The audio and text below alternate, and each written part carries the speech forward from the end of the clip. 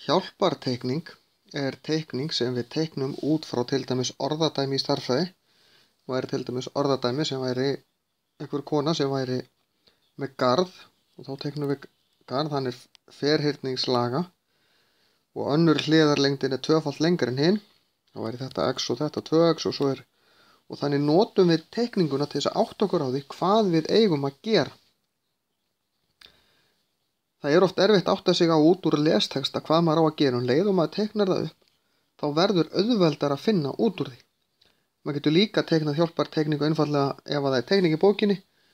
og maður má ekki krota í bókina, sem þetta kennslubókina, þá getur verið gott að teikna bara teikninguna í bókina sína sem er þá orðin hjálparteikningin, því að þá má maður krota inn á og teikna hvaða línur sem maður vill eða skrifin tölur og annað. Þannig að hjálparteikningar eru mjög oft mjög gagnlegar.